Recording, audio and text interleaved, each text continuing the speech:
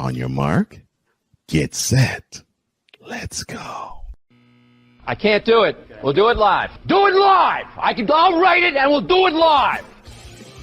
Mister, will you please wake up, wake up, wake up, wake up, wake up?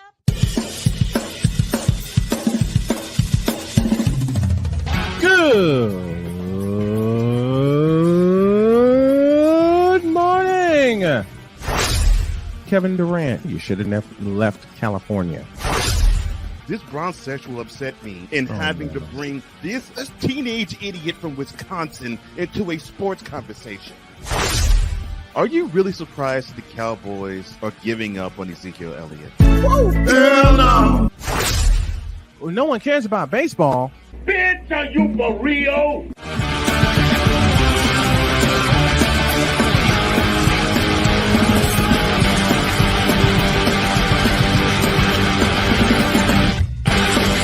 Oh, yeah! Showtime in the Garden, kids. Good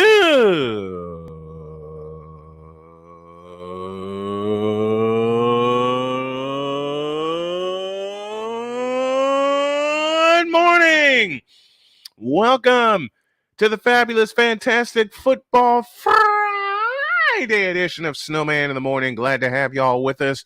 We are presented by BetUS.com. Hey, sports bettors, listen up. Your favorite sports book, BetUS.com, is back in our 30th year of action. With live in-game betting, incredible odds with daily odds, boosters, props, and parlays, fast payouts, and exceptional one-to-one customer service. We got it all. And when you sign up and use the code Snowman, you will get a 125% deposit match on that deposit. Log on to betus.com or call 800-792-3887. That's 800-79-BET-US. BetUS.com, where the game begins. Today, we have the return of Sam Shady at the bottom of hour one. We have Ben Sutter returning at the top of hour two. And, of course, you know who closes out the show.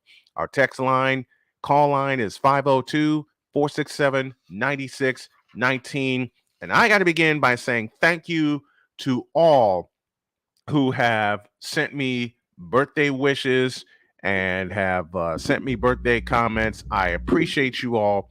What you are seeing is two of the three gifts that I've gotten on my birthday, courtesy of my beautiful Dr. K. She knows I'm a big-time White Sox fan.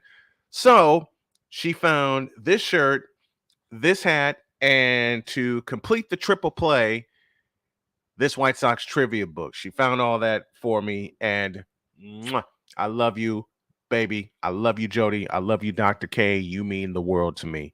And the wishes just keep flying in. And what I'm going to do is I've seen other people do it, so I'm going to do it. So I am going to make this a birthday stream. You have, for those of you watching via YouTube and CSTV and BS3 TV, that is the ways you can donate to my family's cause. That's at the bottom of your screen.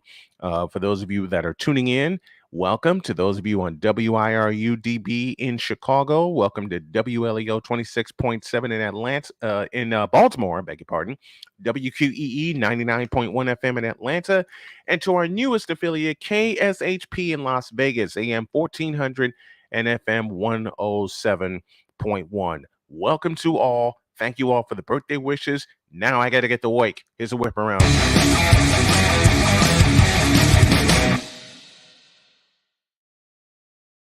Begin with the Baseball Hall of Fame, and it has a unanimous vote, and his name is the crime dog, Fred McGriff. Congratulations to him, as Fred McGriff, who was snubbed on the writer's ballot, will be inducted Sunday into Baseball's Hall of Fame, along with third baseman Scott Rowland.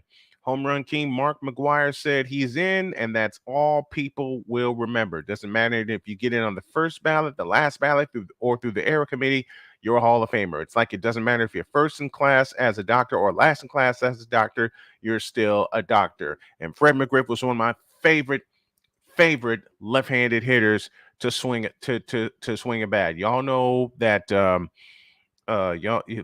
know that I love some Ken Griffey Jr. and couple of other left-handers, but Fred McGriff had a pretty sweet swing himself. So congratulations to the crime dog enshrined in Cooperstown this Sunday. Annette O'Malley, who helped her husband Peter O'Malley promote baseball globally during his family's ownership of the Los Angeles Dodgers, has died. She was 81. She died Wednesday at home in Los Angeles. The Dodgers announced on Thursday after being informed by Peter O'Malley's assistant. O'Malley was the president of the Dodgers from 1970 to 1998 and took over ownership of the team upon the death of his father, Walter, in 1979. So condolences to the O'Malley family.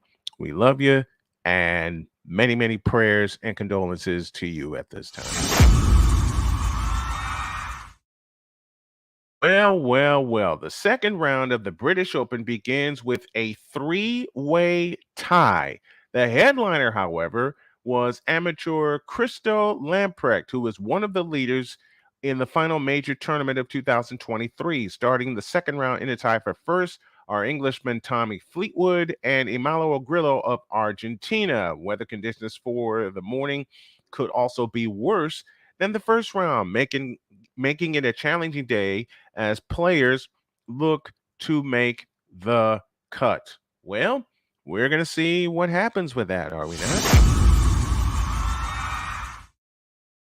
Addison cited for reckless driving after allegedly driving 140 miles per hour. According to the Minnesota State Patrol, Addison was driving down Interstate 94 in St. Paul at 3 a.m. on Thursday when a state trooper saw the receiver, who was driving a Lamborghini Urus, driving at 140 miles per hour in a listed 55 mile per hour zone. Addison was subsequently pulled over and issued a citation. Vikings said in a statement, quote, "We are aware of last night's traffic incident involving Jordan Addison and gathering additional information," close quote. The 21-year-old Addison was selected with the 23rd overall pick by the Vikings in April's NFL draft after a decorated college career, which began at Pittsburgh. You give these young folks money, and all kinds of stuff like this will continue to happen. There needs to be, and I think there is, I don't know if it's still active or not. I don't know. I'm not within the workings of the league, but there's got to be some kind of symposium that will show young people how to act. And that's part of it. Get right, will you? Former Northwestern Athletics Director Jim Durham. Let me try that again. Take two. Former Northwestern Athletics Director and current ACC Commissioner Jim Phillips denied being aware of the hazing allegations that have rocked the university and college sports, saying in a statement Thursday, "I will vigorously defend myself against any suggestion to the contrary," close quote. The school's athletic director from 2008 to 2021, before leaving for the ACC, Phillips has been named as a defendant in two separate lawsuits filed this week on behalf of anonymous former Northwestern players who allege long-standing misconduct in the form of hazing and sexual abuse. Phillips said in a statement, quote, "This has been a difficult time for the Northwestern community, a place that my entire family called home. Over my 30-year career in intercollegiate athletics, my highest priority has been the health and safety of all student athletes. Hazing is completely unacceptable anywhere, and my heart goes out to anyone who carries the burden of having been mistreated," close quote. Yeah. You had a chance as the athletic director of Northwestern University to do something about this. And as I've said before, when we peel back the onion, how far back do we have to go? How far back do we have to go? This is sad. This is sick. And if all of these prove true, then everyone who's involved in the hazing of these students, if this proves true, I have to put that caveat out there. If this proves true, then everyone involved, including Pat Fitzgerald, who I went off on earlier in the week, needs to be prosecuted to the full extent of the law. This is sad, this is sick, and this is very unacceptable. While we're on this subject, as my microphone decides to go haywire, the associate head coach of the Northwestern football team allegedly witnessed players doing... Oh, I can't read that. I can't read that. I'm gonna get sick. I'm gonna close it here. Excuse me.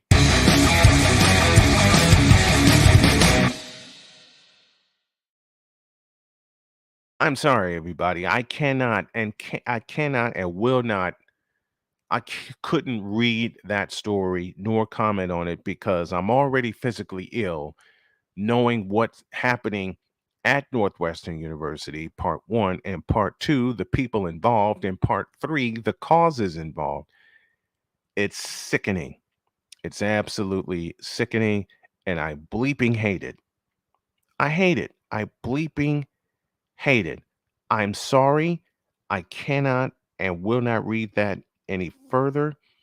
And the only reason I'm not going to attack it is because I am sickened at everything that has come out so far. Let me take a breather. And when y'all get back, a first place team that wasn't supposed to be a first place team, but that is a first place team because they got ready for it.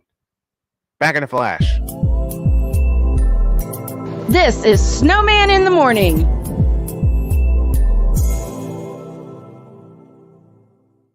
I'm in another lane, I'm a different breed. I'm everything you can never be. I'm next level. Next level.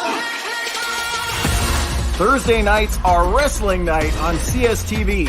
Tune in every Thursday night at 7 p.m. Pacific to see all the amazing Next Level Pro Wrestling stars on Thursday Night Throwdown on CSTVNow.com and the CSTV app on your Roku device. PK Tire Pro is your one-stop on-the-spot auto service headquarters for a complete line of quality tires and auto services. For years, we have provided the Stockton, California area with the latest products and unprecedented services for everything we sell. And for years, our customers have been coming back. Take a look around. If you don't find what you need, visit us in Stockton, California. From the latest and best in tire technology to the services required to keep your vehicle looking good and running great, PK Tire Pros can get you out on the road quickly and at an affordable price. Stop by soon and see why so many people consider PK Tire Pros to be the one-stop shop for all of their tire needs. At PK Tire Pros, our friendly and knowledgeable staff, quick and dependable service professionals, and affordable prices all come together to make driving out on a new set of tires easy. On top of that, we never tire of tires. Stop by and see us, and you'll be glad you did.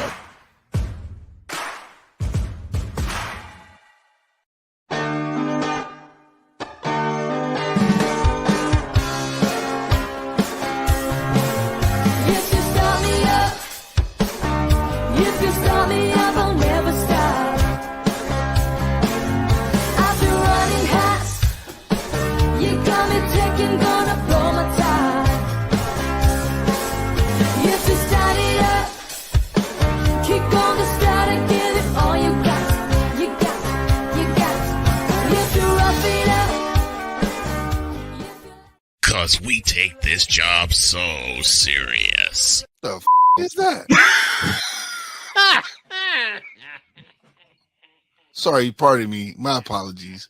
What in the all types of blue hell? This is Snowman in the Morning with Cole Johnson.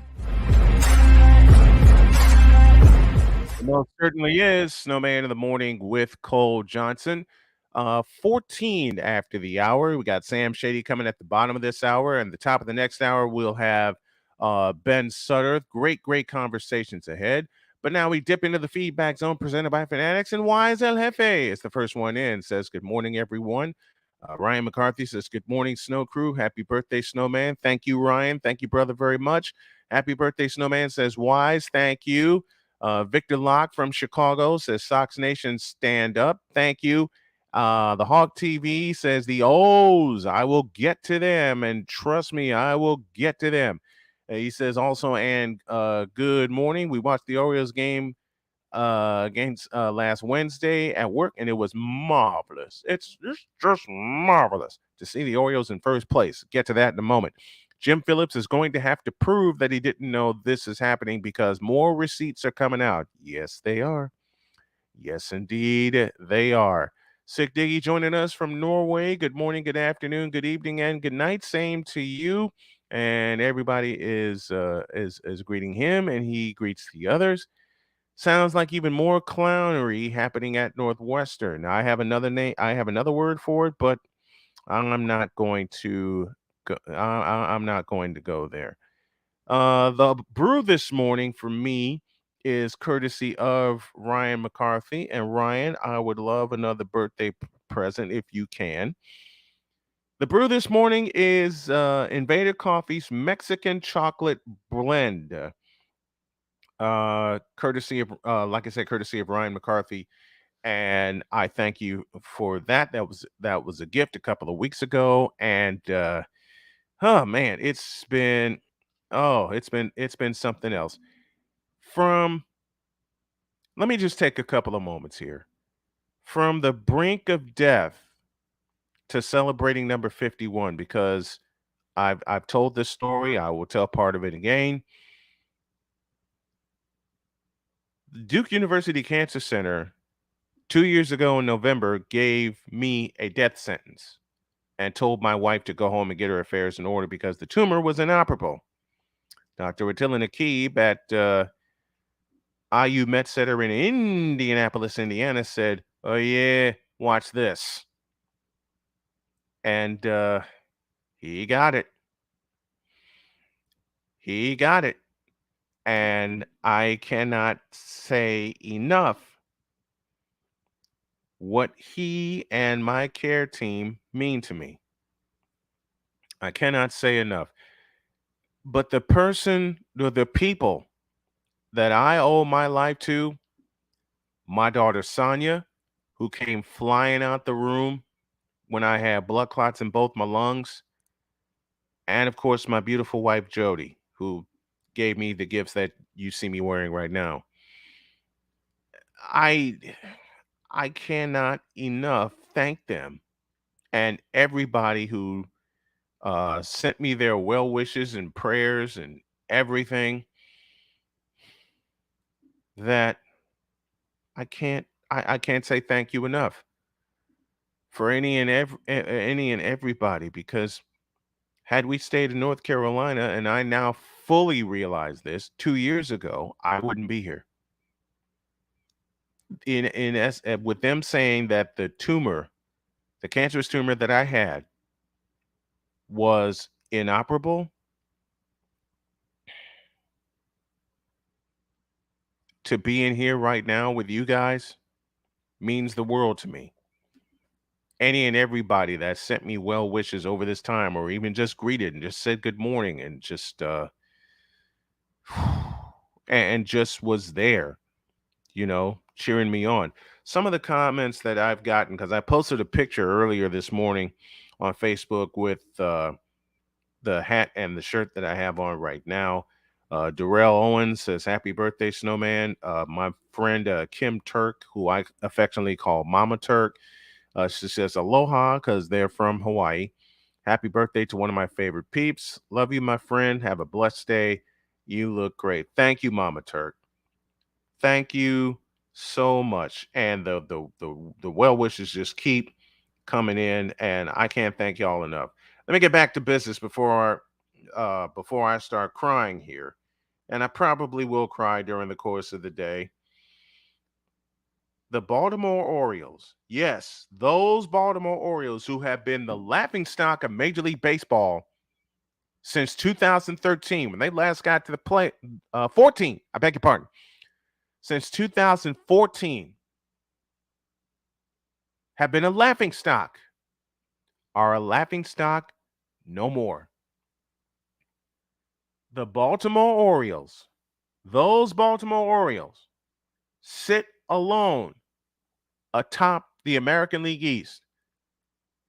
Aaron Hicks opened the 10th as the automatic runner. He advanced on pitch hitter's Adam Frazier's sacrifice bunt and scampered home on Colin Cowser's sacrifice fly to left field against Robert Stevenson. Felix Bautista worked a perfect ninth for Baltimore, then stayed on for the 10th. He struck out Randy Rosarena, and Brandon Lau bounced into a game-ending double play. And it's not Tampa Bay. It's not Texas. It's Baltimore. It's the Baltimore Orioles, who are the surprise of the majors right now. I couldn't believe it. They win in 10 innings over the Tampa Bay Rays, who came out like gangbusters to start the season. Absolute gangbusters. And now the Baltimore Orioles have overtaken the slumping Rays. Matter of fact, they are a full game up on Tampa Bay, who has won one more game than them, but they're up a full game on Tampa Bay. They're up 5.5 on Toronto, 8.5 on Boston, and 9.5 on the New York Yankees. The Baltimore Orioles, I can't say it enough. The Baltimore Orioles are in the penthouse in the American League East. What? How the hell did that happen? I'll tell you how it happened. They got the strongest farm system in the majors. Their young talent is not only developing, but producing. Their pitching staff is getting stronger. Their pitching staff is getting better. And the bats, do I even have to talk about the bats? Austin Hayes leads the team with a 300 average. Anthony Santander has 17 home runs, 54 ribbies to lead the team. And they've won 1, 2, 3, 4, 5, 6, 7, 8, 10. 10 of 12. The Orioles have won 10 of 12. Let me say it again. The Baltimore Orioles have won 10 of the last 12. Wow. Because I have to tell y'all, I have to be real. I wrote them off. I did. I wrote them off. I honestly did not give them a second look because I thought the American League East would be a toss-up between the Tampa Bay Rays and the Toronto Blue Jays. I wrote the Yankees off. I wrote the Red Sox off. I wrote the Orioles off. Well, they're making me look foolish right now with a one-game lead in the division. And quite frankly, I hope they hold on to it and sprint all the way to the finish line as division champions. I really do. I really hope they sprint all the way to the end as division champions. For those of you watching on YouTube, please hit that like button. Let's get as many likes as we can today. And hit the subscribe button, share it out, share everything out to your friends. And we, Comey Media and Snowman Multimedia, appreciate you for stopping by and making us a part of your sports day. But the Baltimore Orioles, as I'm looking at the standings right now, they've won 2 in a row. Tampa Bay has lost 5 in a row. Tampa Bay has lost 5 in a row. You know what? Thank you, Victor. Who thought, this is including myself, who actually thought that the Baltimore Orioles, who haven't won a World Series since 1983, would be in first place right now? Hey! Somebody pushed a button and it wasn't me. Let me try that again. Who thought the Baltimore Orioles would be in first place right now in the division?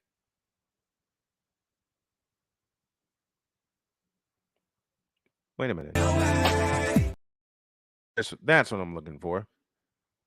Who thought the Baltimore Orioles, on the midst of it turning to August and the All-Star break in the rearview mirror, would beat Tampa Bay, who has more wins than them, by 1 and be ruling the roost in the American League East?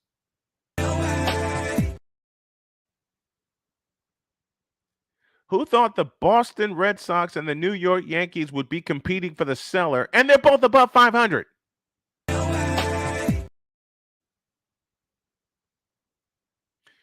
But I will say this right now.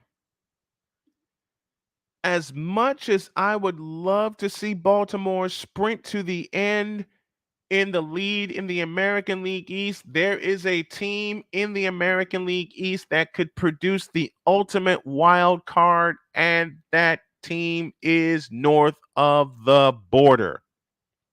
I believe, and I'm not writing Tampa Bay off, but they are in a horrible slump right now. Horrible. Matter of fact, while I'm looking at standings, who actually thought you want a surprise team in first place? Who actually thought the Texas Rangers, yes, those Texas Rangers, would be in first place in the American League West, since we're talking baseball? Who actually thought that the, God help me,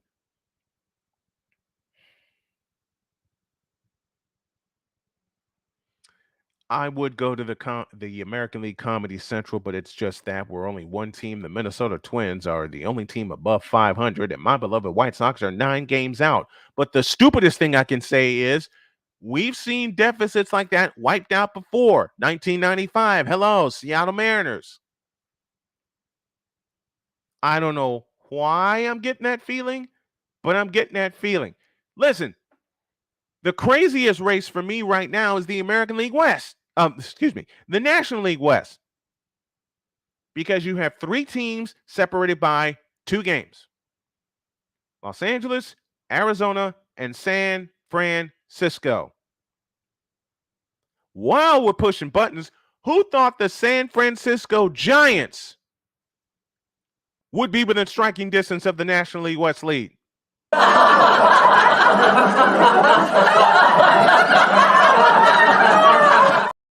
Absolutely. Abso-friggin-lutely. Nobody.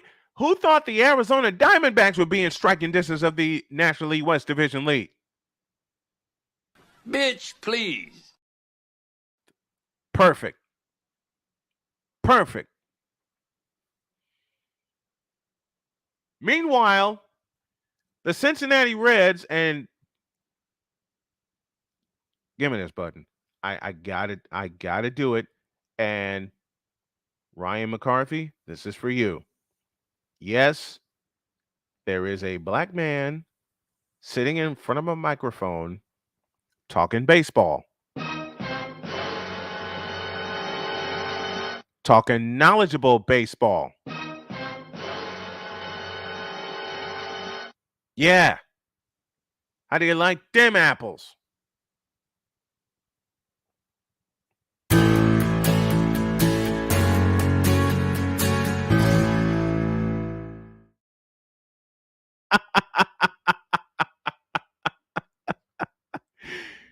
You were cooking again, weren't you?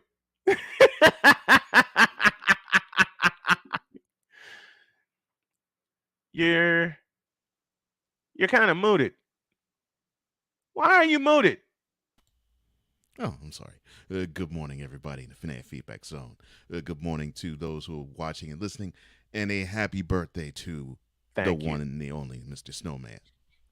You've been cooking again, haven't you? You've been cooking again. Mm-hmm. Dag nabbit. I should have known. I should have known.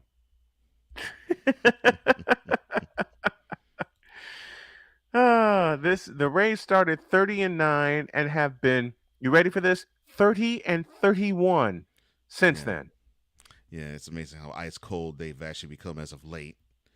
And the Orioles just kept chopping and kept chopping and kept chopping, and now look at them now. I mean, I said it I said it a few moments ago. Mm-hmm.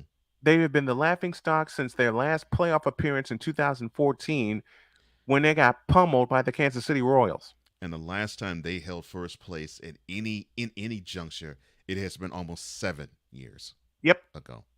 Yep. So yeah, to see them now this late in the season for them, Mhm. on top of, to me, the most competitive division in all of baseball, Agreed. it says a lot about them. It really does. And I'll say it again. As much as I love, and I'm not downing Baltimore. Matter of fact, I love seeing the Orioles in first place. It's Don't actually get an it awesome twisted. sight. And I like the Rays, but it's an awesome sight to see the Orioles there. But the wildest of the wild card in that division is Toronto. The most dangerous of the wild cards to me is Yep. Toronto. The most dangerous wild card in the East Division are the Toronto Blue Jays. And you know what's wild? Like like your beloved Houston Astros, or our beloved Houston Astros, because I do follow them, they're getting healthy. That's the scariest thing. Yeah. Baltimore is healthy. Houston's getting healthy. The Texas Rangers are just Yeah. But I sense a fall. Listen, I've had people say, well, what about the Rangers? What about the Rangers? Well, what about the Rangers? Yeah. It's July. Mm-hmm. Oh, and for that birthday greeting, salute to you. Oh, thank you, sir. And speaking of greetings. Mm-hmm. And now batting, the man who is upset that the Yankees pitcher punched a cooling system in this intense heat, number 420, Wise El Jefe. Number 420.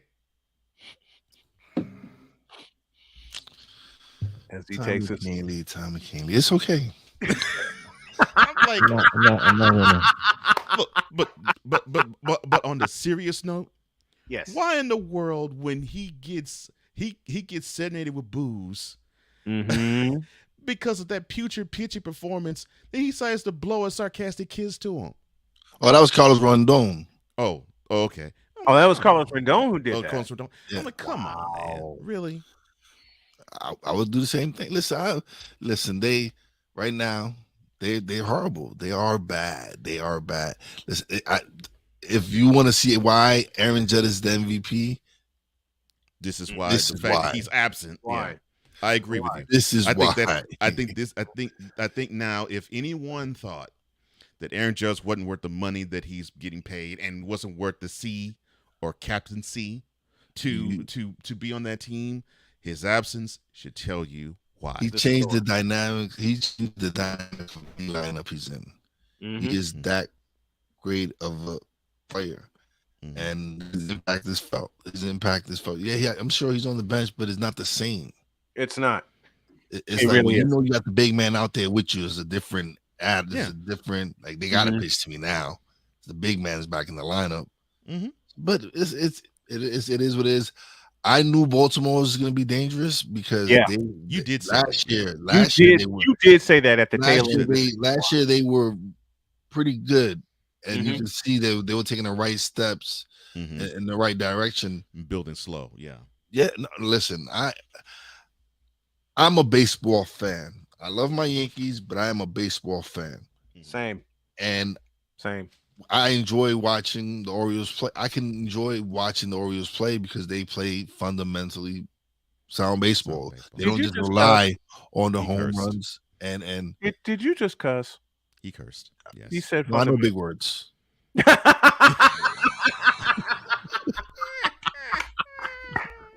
Bravo, Wise. No, but- Bravo. so Now, which one of us have not gotten that joke over the course of our lives, huh? I know I get the joke. That's why. Yeah. But I just had to do it because, like I said, there's something my wife teases me with all the time, especially when she hears me A, do the show and she says hi to y'all, or B, when she hears me do a play-by-play call. So Well, then I had, hello, Dr. K. as you would say, Best Wise, had to do it. listen, Had to do it. can't help What's the it. brew? But Baltimore's a great team. Yeah, they are. The Rays are struggling right now. Yeah, they are. Prior to the 5 games, I think they lost 7 games prior to that or something. Yeah. A ridiculous amount of losing. They've been losing a lot. Like, And the only team more struggling, like my team is struggling, but only team struggling more than my team is the Rays. They have stumbled.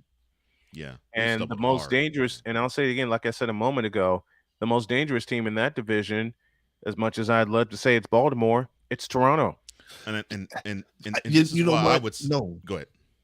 You know why I say no? I say it is Baltimore, because Baltimore, like Toronto's had the opportunities the last couple of years and they folded. And to me, that they don't have that. I just feel that Baltimore team they have those players, man. They have those players that they're gonna scrap to the end. They're not gonna stop. They're not. And so it is the way they're constructed right now, gentlemen. Does Baltimore sprint to the end with the division title? I don't think so. No, they need a little bit more veteran leadership. Yeah. They need to get if they can get a couple of more people. Honestly, Aaron Hicks going there is probably the best thing that happened for him and them. Because now he's coming from the Yankee mentality of winning. Understand? So he's bringing that winning mentality with him. Yeah. So he's a little bit of that piece, but no, you still need some more pieces. You need a couple of more veterans on that team that when August, September come and they go on a little losing streak, right? They can bring them together, be like, hey guys, this is what, come on, let's just go out and play and relax. So they're still missing a couple of pieces, but good point. And the most dangerous team in the East. AL East is a really valid point, Wise. But I actually have to agree with Snowman from the standpoint of this. I think of all the teams, all the 5 teams in that division, I think the Blue Jays can basically write the ticket of the other 4 teams in the division more so than anybody else. Yeah, and whether they play spoiler and they actually hold on to their wild card spot, or they drop off the face of the earth. I think because of that, I think they have the most important role to play in the division. And last year ended badly for Toronto. Horribly for them. Yeah, it ended horribly. So I think we'll see some more October baseball in the Sky Dome. We're running behind. Let's take a break, and when y'all get back, you will hear Sam Shady, and then you will hear Ben Sudduth III on this birthday edition of Snowman Multimedia. We are back in a flash, y'all. Peace.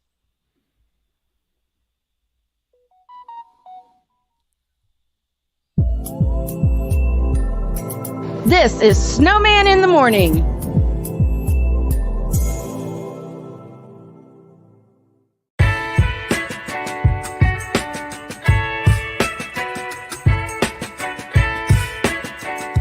The thing is, until you can erase 3 Februaries, shut up. Bang! Quality over quantity. LeBron has beaten some of the best competition in NBA history. He's the GOAT emoji. I will not cuss. I will not cuss. I will not swear. I will not swear. Where sports is the base, life and fun are the results. This is the Brian Snow Show. Your afternoons just got better with the Brian Snow Show. Weekdays, 4 p.m. Eastern. Come on aboard and enjoy the ride, folks.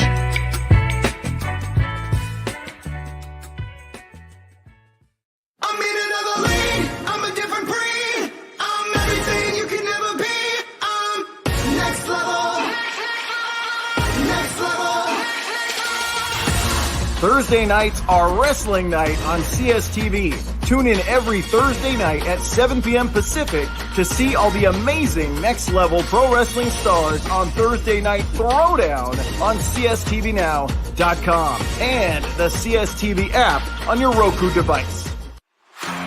PK Tire Pro is your one-stop on-the-spot auto service headquarters for a complete line of quality tires and auto services. For years, we have provided the Stockton, California area with the latest products and unprecedented services for everything we sell. And for years, our customers have been coming back. Take a look around. If you don't find what you need, visit us in Stockton, California. From the latest and best in tire technology to the services required to keep your vehicle looking good and running great, PK Tire Pros can get you out on the road quickly and at an affordable price. Stop by soon to see why so many people consider PK Tire Pros to be the one-stop shop for all of their tire needs. At PK Tire Pros, our friendly and knowledgeable staff, quick and dependable service professionals, and affordable prices all come together to make driving out on a new set of tires easy. On top of that, we never tire of tires. Stop by and see us, and you'll be glad you did.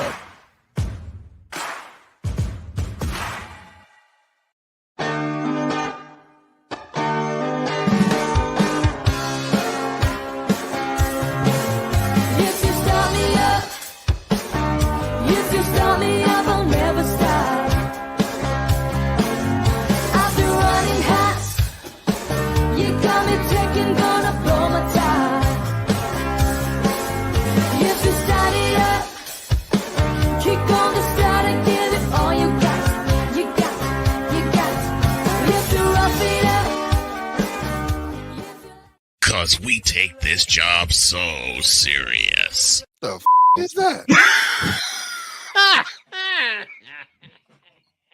Sorry, pardon me. My apologies. What in the all types of blue hell? This is Snowman in the Morning with Cole Johnson.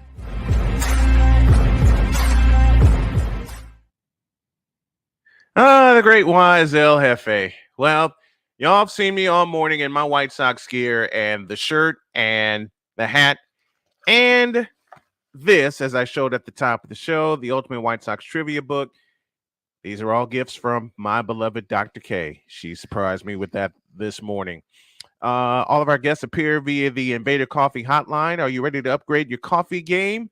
Prepare for an invasion of flavor with Invader Coffee. It's the caffeinated elixir that fuels champions, the blend that pushes boundaries. Whether you're battling deadlines or exploring uncharted territories, Invader Coffee has your back. Join the invasion at invadercoffee.com and taste the difference for yourself. Use the code Snowman for 15% off of your first order. And the Mexican chocolate blend, as I mentioned at the top of the show, is the brew for today. And speaking of brew, the AFL has got something brewing, and here's a guy to tell you what's going on.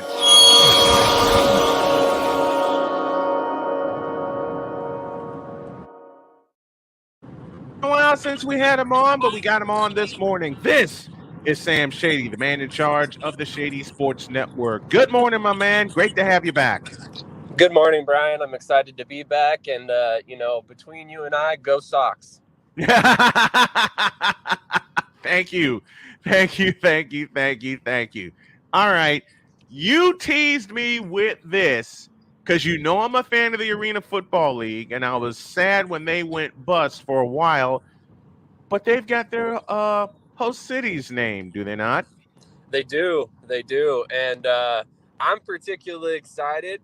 Colorado, for the first time in 6 seasons, will have an alternative football team once again. It sounds like they're bringing a team to Denver. I've already started to do my research on the possible arenas that they could play in, so we can get into that a little bit if you like. But there's going to be quite a few, I want to call them legacy cities coming back. Like Louisiana is going to have a team again, although it's going to be in Lake Charles, not necessarily New Orleans. Tallahassee, Tennessee. There was West Texas Warbirds are moving over from the National Arena League, nice. Which was the same league that had housed the Empire, the Albany Empire that folded due to Antonio Brown. You also have, we believe, the Orlando Predators. They just had a shakeup in ownership, and it was believed that was due to the decision to join the AFL. And there's a team listed in the AFL's website from Orlando. So kind of connecting the dots there. I'm trying to find the graphic at the moment. I'm just kind of going off the top of my head. Philadelphia's getting a team, so I expect that to be the Soul once again. Georgia's getting a team. Chicago. A lot of these legacy cities, like I was talking about, and I'm firmly excited. I mean, to get a bunch of the cities back that were in the original league that really built up the Arena Football League into what it was are coming back. And that's, to me, the most important thing they could have done. One place I was so excited to hear that they're getting an arena football team is Chicago, because of course the Chicago Rush won the Arena Bowl in 2006 in Las Vegas, and they're getting a team back. Of course, they were one of the originals with the Chicago Bruisers. They played at the Rosemont Horizon. And what's also exciting to me is that St. Louis is getting an arena team.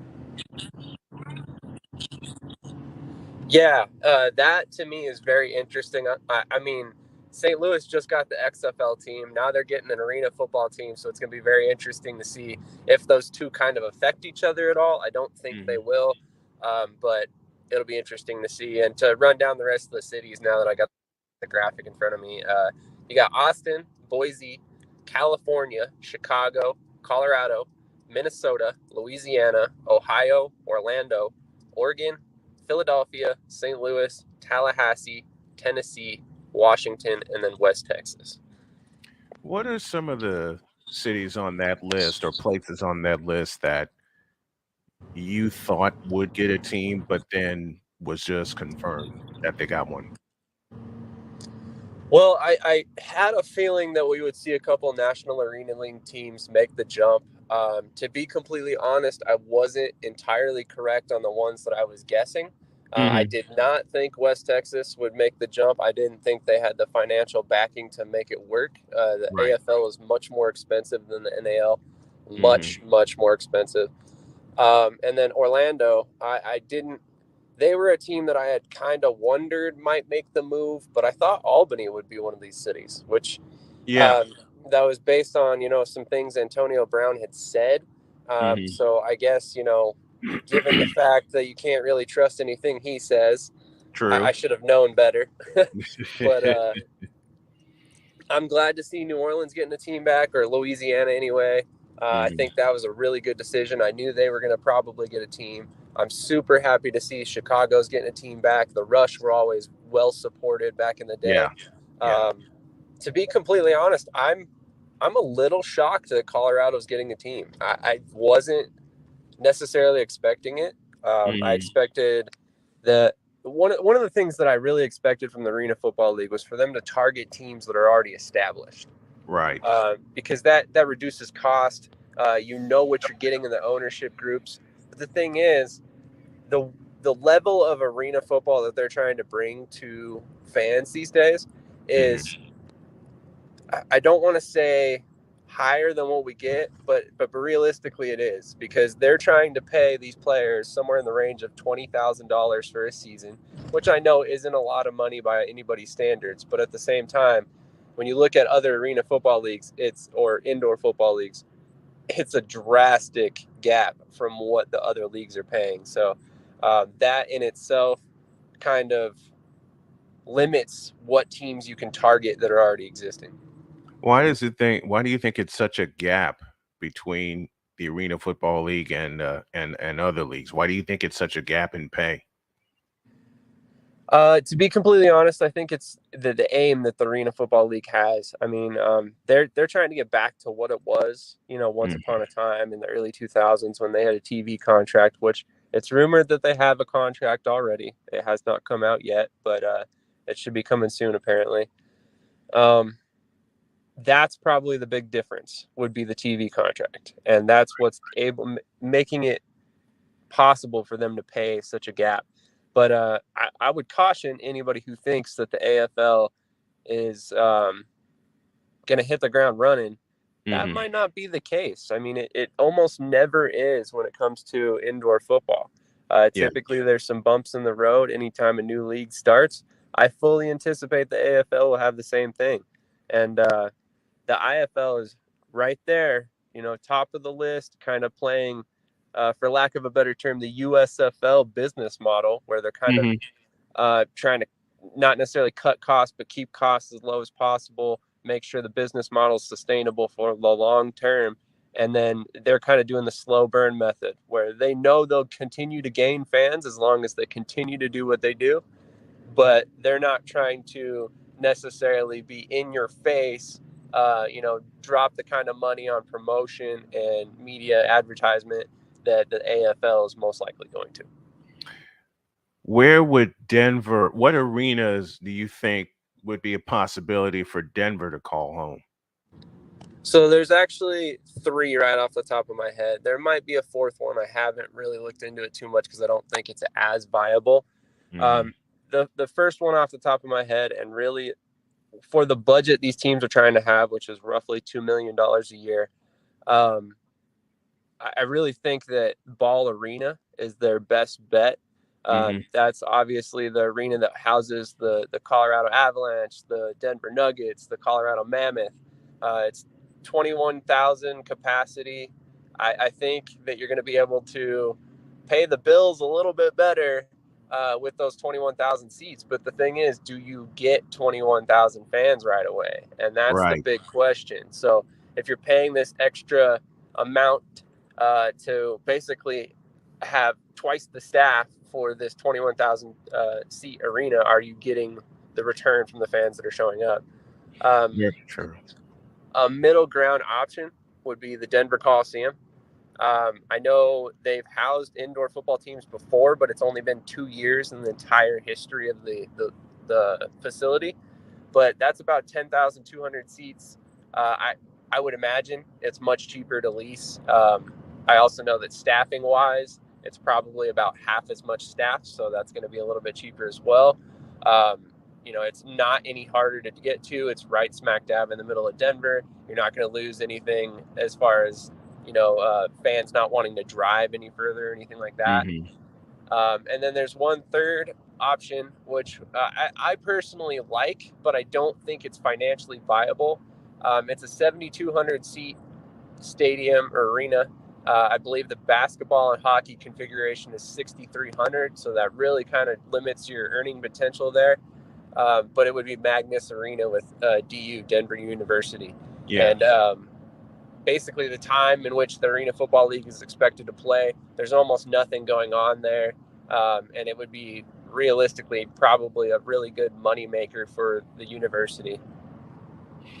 Sam Shady joining us here, talking all things Arena Football League and its relaunch. Are you surprised to not see Jacksonville, Florida on that list?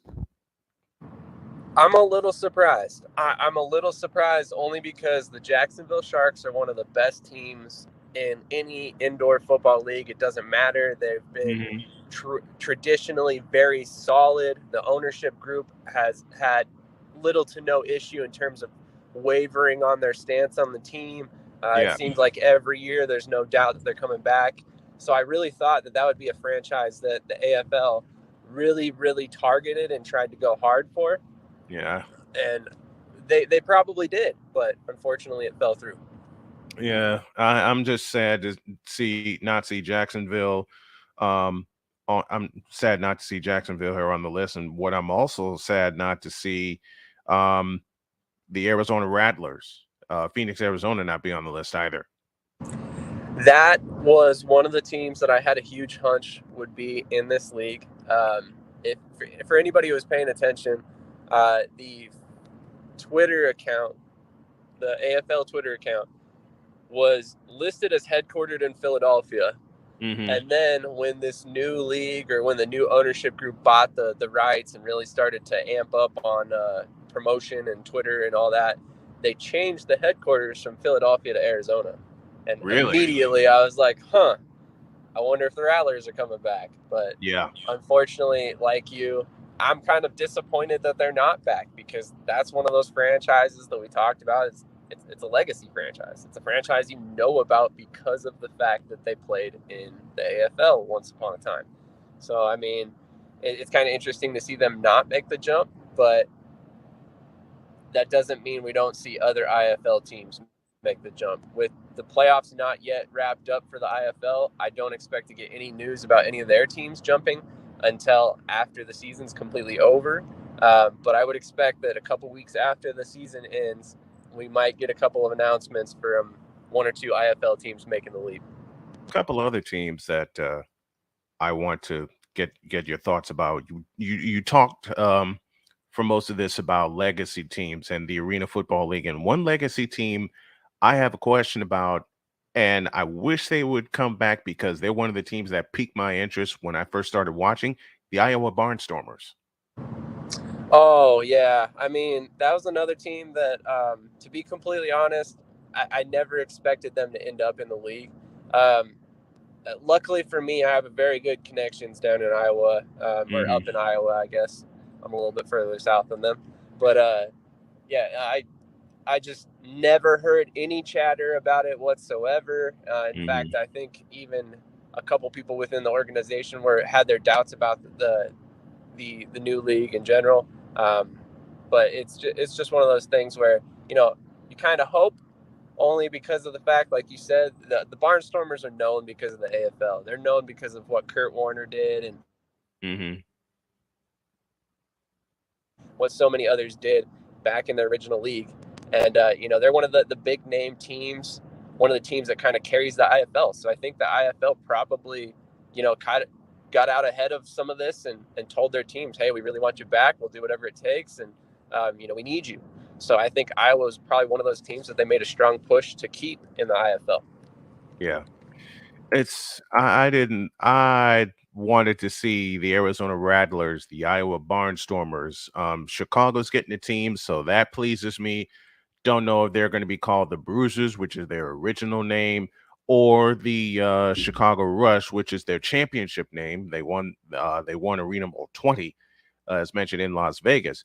For Chicago, I would think they would either play at Wintrust Arena in downtown Chicago, or they once again hit the Rosemont Horizon out in Rosemont. Your thoughts? I mean, either would be good, but if it's me, I'm trying to go back to the arenas that once housed these teams. But it all depends on your attendance projections.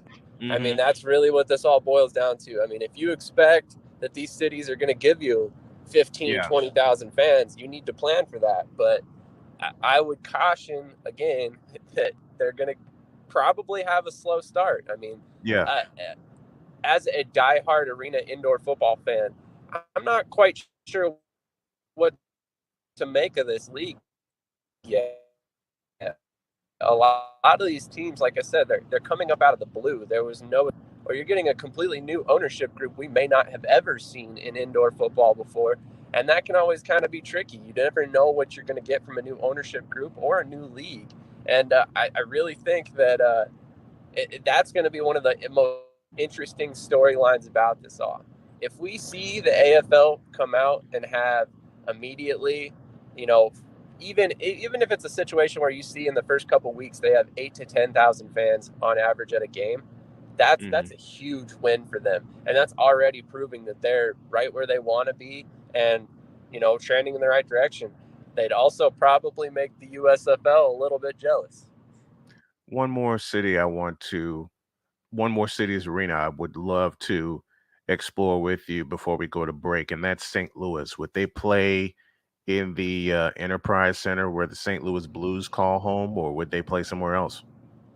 That's going to be really interesting to watch as well. I mean, obviously we know that they could go really big if they wanted to and try and go in the Dome. I don't think that's ever going to happen. That'd be way too much for an arena football team. But I really think that you're probably hitting the nail on the head there. That would be a great venue for them. Perfect size. That's probably exactly where they're going to land, quite honestly. Sam Shady joining us here on the program, talk all things Arena Football League. Sam is back, and we love having him back. It's been such a joy. It is such a pleasure, and I thank you for coming on, my friend. I really, really, really appreciate it. Hey, I appreciate coming on. I know I've been gone for a little bit due to the time change and everything, but I'm excited to be back on here. It's always a pleasure speaking with you, Brian. As you know, I have nothing but respect for you and Cole, and I wanted to be a part of this show, and I'm glad to be back. So thank you once again for having me. We are absolutely honored to have you back. Thank you, brother. Thank you so much. We love you. We'll talk to you next week. Sounds great. Can't wait.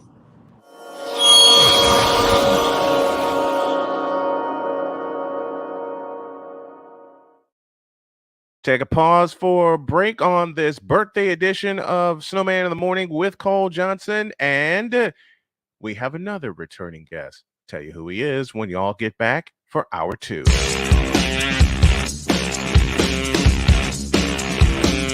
This is Snowman in the Morning.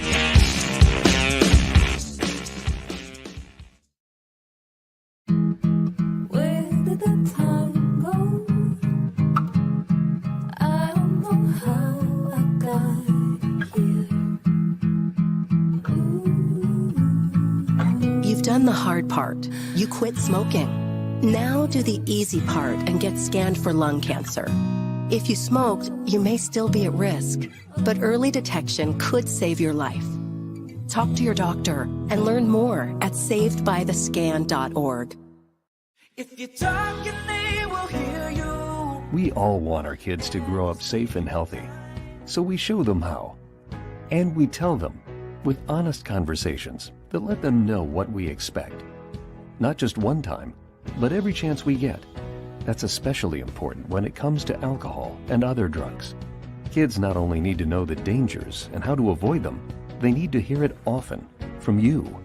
And when it comes to pain medications, opioids, they need to know that they should never be taken without a prescription and never shared with friends or family. It's dangerous and illegal. So talk with your kids and guide them through the challenges of growing up safe and healthy. Because when you talk, they hear you.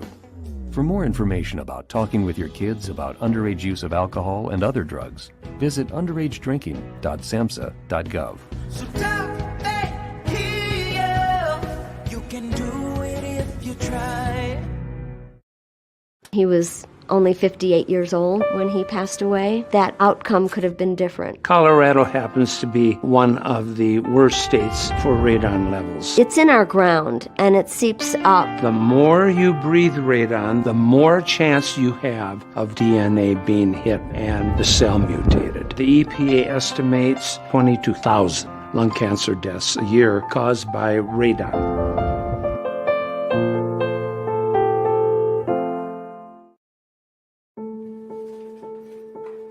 We all make choices. When it comes to alcohol, kids make choices whether to drink or not. Bye, Dad. Bye-bye. Remember, I'm going to Alex's party tonight and sleeping over. Have fun. Hey, have a seat for a second. Remind me about that party again? Alex is just... And adults make choices whether to talk about it. That's true of parents and every other trusted adult in a kid's life. Kids want to know our expectations when it comes to alcohol and other drugs. They want guidance and honest answers to their questions. And it makes a difference when the message is consistent and part of everyday conversations. So talk with your kids and help lead them on a positive path. Because when you talk, they hear you. For more information about talking with your kids about underage use of alcohol and other drugs, visit underagedrinking.samhsa.gov. Time for hour 2 of this spectacular. Ryan McCoffey now joins us this morning. That's what you need to do to beat Josh Allen. You need to make him uncomfortable. Hour 2, time for some Spivey notes. And here's Jay. Well, I know he's only in his 3rd year, but they're just wasting Justin Herbert. Hour 2, the hardest working content creator I know, the playmaker. Hey, LeBron James, the greatest scorer of all time. Hey. Hour 2, the one, the only Christopher Dietz. They rewarded Ohio State for not playing, and they punished USC for playing. Hour 2, Sam Shady. Oh, man. It's been a roller coaster ride if you were a Philadelphia Stars fan. Hour 2, that's Big Ben, the man in charge of the BS3 network. And if I see Kurt 2 Chainz Cousins out. Hour 2, Chris Bay's joining us. Oh my God! Oh, this game! Oh, way to go, Sammy! Hour 2, was El Jefe. Oh man, I thought I missed it. What in the all types of blue hell? Time for hour 2 of this spectacular, and it starts right now.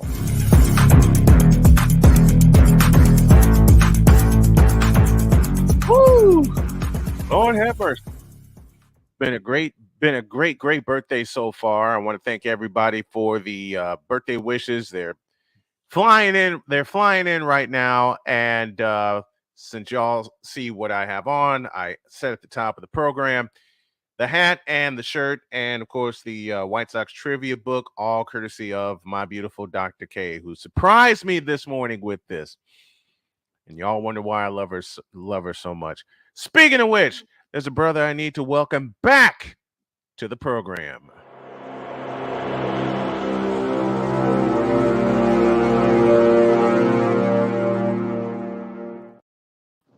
Here we go, folks, with the owner, the manipulator, and the operator of the BS3 network, one of the television networks that houses this program, Ben Sutter. He joins us for the third, and he joins us right now. Good morning, Ben. Happy to have you. Hey, good morning. Good morning. Glad to be back, and happy birthday to you, sir. Thank you. Thank you. It's incredible to go from what was essentially a death sentence to seeing number 51, and then to have you on the program to help this along, having you back on the program, man. I'm just so over the moon, thrilled and excited to have you back, man. Yeah, glad to be back. Glad we were able to work it out. I know we had the schedule change, but yeah, glad to be back on. All right, man. Let's dive into it. Let's have some laughs. Let's have some fun. And I begin with basketball with a simple question. Why did the Mavericks keep Kyrie Irving? Why? Just why? Yeah, that's a great question. I know you and your critical mind all too well, and you're asking the same question that a lot of us were asking. What the hell were they thinking? Well, I think the biggest thing is the Mavs since the championship have had a hard time keeping stars. Mm-hmm. So I honestly think they wanted to keep Kyrie. They've had an issue. You know, we had trying to get Deron Collins at one point, trying to get Dwight Howard at one point. We couldn't get anybody. So, and honestly, this Kyrie didn't have a lot of options. So I think, it was kind of both sides agreed that, stick around and see what happens. So only time will tell. It's still kind of early in this marriage, but hopefully they're able to make something of it. You said the perfect word of marriage, because I originally called it a match made in hell, because he's the reason the Mavericks were blown to smithereens and didn't get to the playoffs. So why is he still there? Why are they trying to, I guess the appropriate question for him in his 12th year, why are they trying to build around him? Yeah. Well, they're building around Luka. I'll say that. So they probably came to Luka. Luka said, "Okay, we want to keep him," because Luka has been very vocal. He's been vocal and unvocal because he wants to win. And in order for the Mavs, they're gonna have to really build a roster. Which, to credit Nico Harrison, getting some of the players, getting Grant Williams. Hopefully, he bounces back. Getting some of the free agent pickups. So we'll see what happens, but time will tell. Yeah, time will tell indeed. But you said it best. They're building around Luka, which is a good thing. Part one, but part two, you still have the scepter of Kyrie, and part three, who else can you bring to Dallas to get them over the hump, to get them back to where they were in 2011? Right. I mean, they need a center. The problem is the center position. The center position is so limited at this point. They drafted Derek Lively, but I don't know if he's going to be ready. No. Day one, probably not. Mm-hmm. So, they were linked to DeAndre Ayton. I'm not 100% in on him. Miles Turner from Indiana. I don't know. I don't know if they're going to be able to make a significant move. They may just be able to get kind of a serviceable center. That's where it's looking at. But I don't even know who that guy is.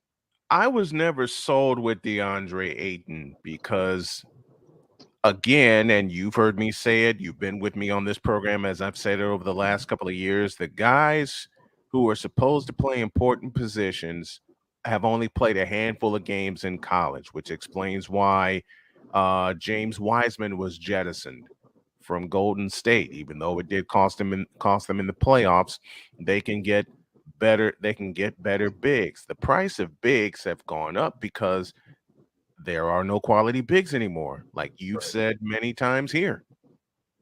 Right, exactly. And I mean, you really have to draft one if you and then develop them, which they're doing that with Lively, so I commend them on that.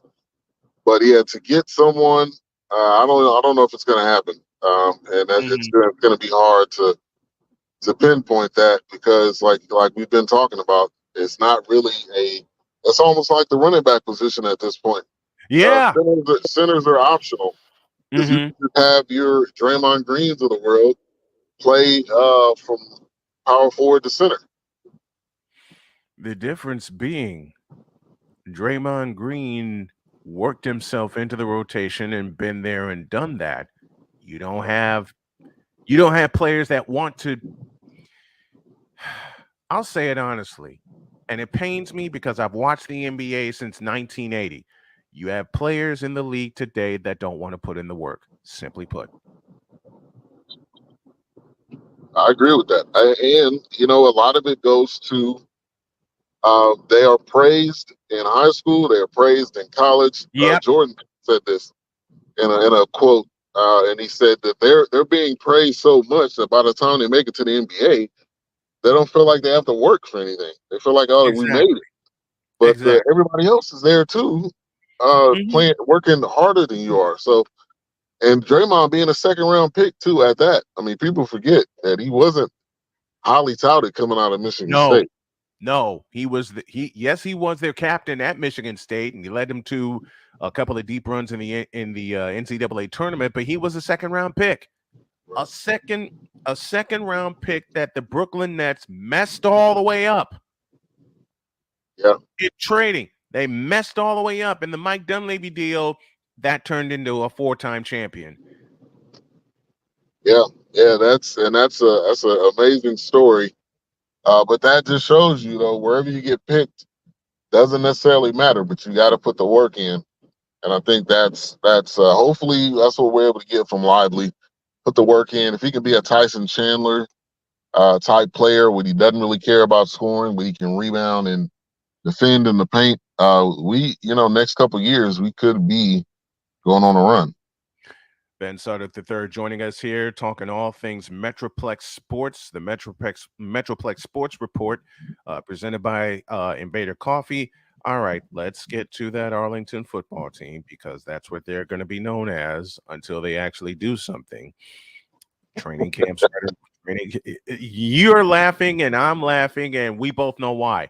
Training camps right around the corner. And to borrow from Victor, the moronic republic of Cowboy Nation, and you know this from being there, is out in full force, and not a down has been played yet, preseason or regular season. Oh yeah, they're out there. We're going to the Super Bowl. We're gonna, we're gonna have the best offense. I mean, all of this stuff.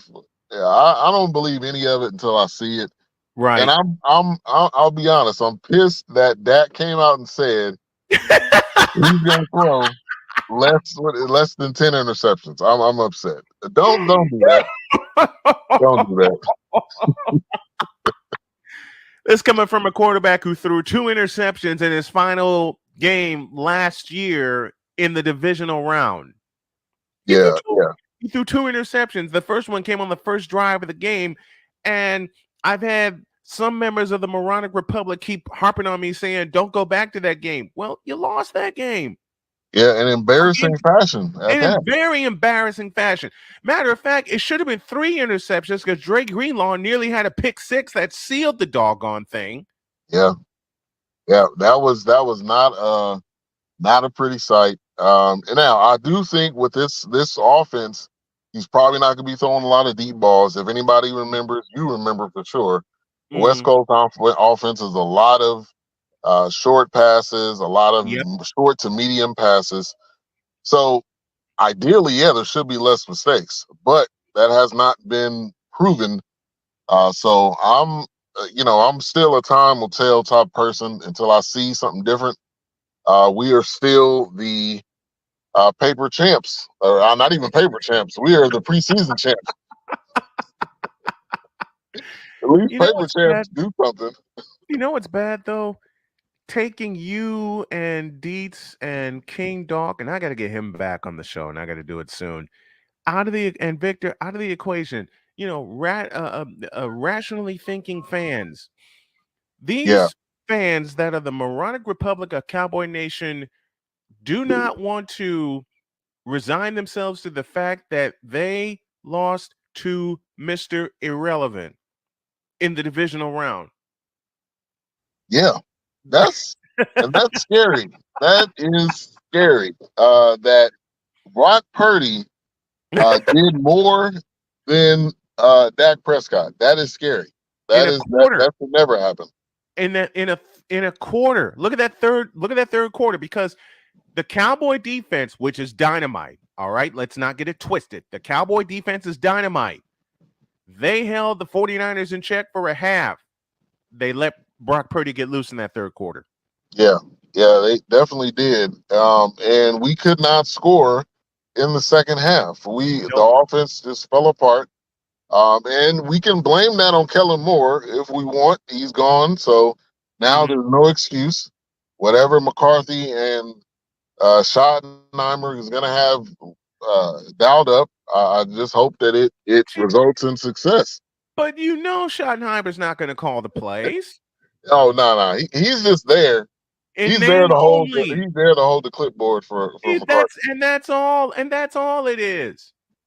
That's all it is. You know, Kyle Shanahan, right? Kyle Shanahan said, "Look, I'm calling the plays no matter what. Everybody else, every other coordinator that I hire can do their job, but this is Kyle Shanahan's offense. You know that. You see the growth that Shanahan has put into this offense. Let me pose a simple question to you, my friend. What has Mike McCarthy done for this offense, let alone this team, since he's been there? What has he done? Not manage the clock well. Not coach well in the playoffs. Right? Yeah, I mean, now everybody loves, which I'm happy that we've had the back-to-back 12 wins, 11 win seasons. I'm happy about that. But that does not equal success. We have not won anything in the playoffs. So no. Having regular season success, any Cowboys fan should not be satisfied with that, because we've had regular season success. And the last 2 years, you've lost to the same team. Yeah, just one round up. You lost. Yeah, and looking at this conference, I mean, you pretty much have the same teams again. 49ers are going to be there. The Cowboys are going to be there. The Eagles are going to be there, and then it's a drop off from there. It's kind of a free for all. So you may end up facing the same team again for the third year in a row. And here's the thing I've asked every football guest I've had on the show: how can you be a contender for the Super Bowl, or a Super Bowl participant in the case contender in the case of the 49ers, participant in the case of the Eagles, or champion in the case of the Chiefs, and via the draft you get better? Via the offseason and the draft, you get better. Yeah, that's a smart team. When you have a good organization, you're able to draft well. You're able to also go deep in the playoffs and free agency. You got to do all three. You just can't pick and choose which one you want to do. And I fault the Cowboys on that, because they've done well, I would say, in the draft. But free agency is hit or miss. Yeah. You just don't know. You know what the 49ers did? Kyle Shanahan and John Lynch, the night of the draft, said, we're not, because we know they've had problems on their offensive line, especially on the interior the last 3 years, yet somehow the latter part of each season, they seem to bring it all together. Kyle Shanahan and John Lynch said, we're not going to draft a lineman just to be drafting a lineman. They signed, 3 undrafted free agents for the offensive line, including Il Manning out of Hawaii. And I expect all 3 of them to make the team. You followed the Cowboys for years. You followed the NFL for years. You know that's the 49ers specialty, finding diamonds in the rough. Yeah, and they have done it. I mean, since Lynch has been there, I mean, the list, we already talked about one, Greenlaw. The running backs that they've had there, nobody knew who Raheem Mostert was. Nobody knew who Elijah Mitchell was. I mean, you didn't know any of these guys. And they have been able to find a lot of guys. So probably shout out to their scouting department too for being able to find these diamonds in the rough. Final note to close it out as we look take a quick preview at the NFC. We'll start our previews next week. Who expected the 49ers to swoop in at the 11th hour, literally the 11th hour, and swipe Christian McCaffrey? Nobody. Because nobody. That's like the Warriors getting CP3. Nobody factored that in.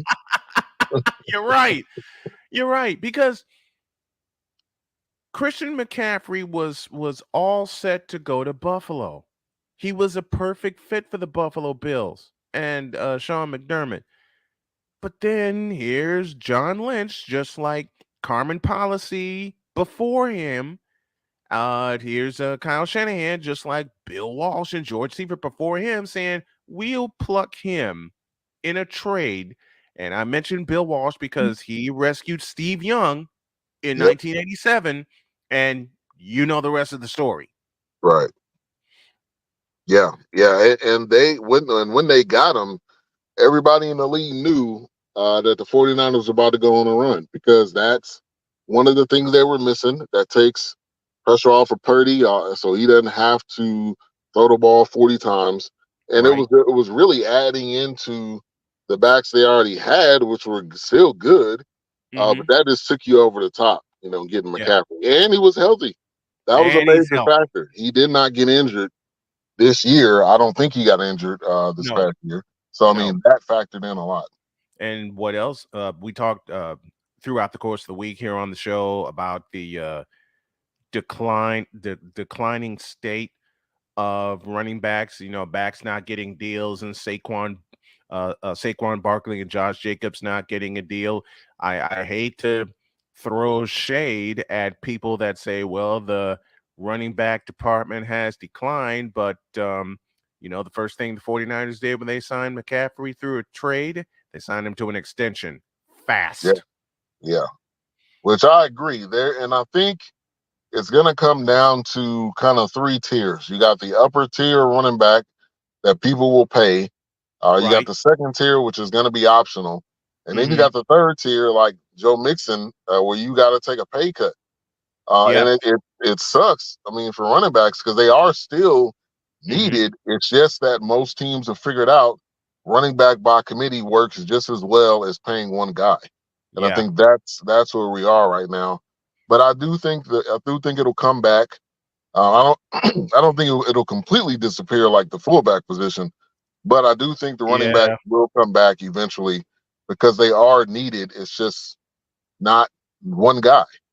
Yeah, it's not one guy. Ben Sutter III joining us here on the program, talking all things Metroplex Report and mixing in a little NFL talk as well. Thank you, my friend. Love you. Love having you on. Can't wait to do it again next week. Definitely appreciate you. And as always, we got Cole Sports at 2 p.m. and we'll have Poppy J and Wise at 8 on BS3 TV on Roku. Appreciate it. Look up BS3 TV on Roku, one of the networks that houses this humble show. Thank you, my friend, so very much. Thank you. Yep, no problem. Take care.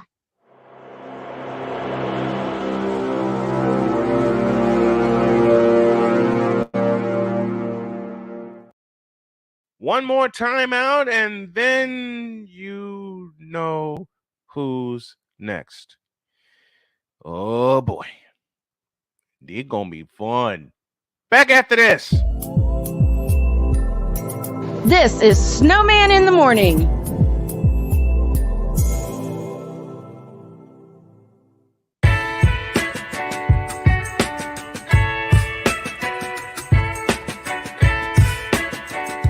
The thing is, until you can erase 3 Februaries, shut up. Bang! LeBron! Quality over quantity. LeBron has beaten some of the best competition in NBA history. He's the GOAT emoji. I will not cuss. I will not cuss. I will not swear. I will not swear. Where sports is the base, life and fun are the results. This is the Brian Snow Show. Your afternoons just got better with the Brian Snow Show. Weekdays, 4 p.m. Eastern. Come on aboard and enjoy the ride, folks. So I realized that I think, even though it's not advertised, right, there has to be a place for stupid people. We don't know because we're not stupid, so we don't know anything about it. It's like a secret club society. Oh my gosh. So I come to the conclusion that he graduated from SU, stupid university. Yeah, all the stupid ass letters that go along with graduating high honors of being stupid. I can't do no more, man. Vámonos, dominos, vámonos. Stupid university, where everyone graduates magna cum stupid. Oh boy. Y'all having fun yet? Thanks to Ben Sutter the third, as well as Sam Shady, and y'all know who's coming in about 9 minutes from now with Cole Johnson and YSLFA. Snowman back here with you. It's a birthday edition of Snowman in the Morning, and let me say again from the heart, thank you to everyone who sent their well wishes. And from being on the brink of death 2 years ago and having Duke University Cancer Center tell my wife to get her affairs in order and prepare to put me in a box, I think the good Lord upstairs says, you can't have this one.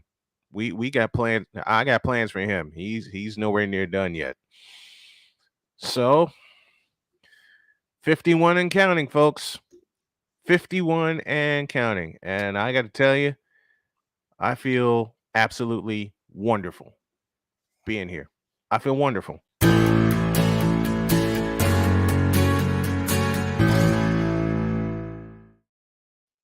Well, thank you. Thank you. All the gifts I showed at the top of the show. You know what happened? Jody found this stuff for me and hid it because she had been hinting. She's been hinting at it since we were in Kansas City when we went on vacation, and I had the tour of Kauffman Stadium. All right, Wise, what's your brew this morning? Is it Bustelo as always? Bustelo, yeah, with some mocha. With some mocha, but it's okay. done now. Yeah, it's a soy milk cream. It's a soy milk creamer and silk, and it's mocha flavor. I need to try that. I've been good this morning. Haven't had any issues. And I said, this is the Mexican chocolate blend of Invader Coffee that Ryan sent me. And how are these? Well, before we get to what's about to happen, and the shop is officially wrecked, the NFL owners have approved the sale of the Washington Redskins to Josh Harris, officially ending the Dan Snyder era. And my question to you, gentlemen, is what took so long for this era to end?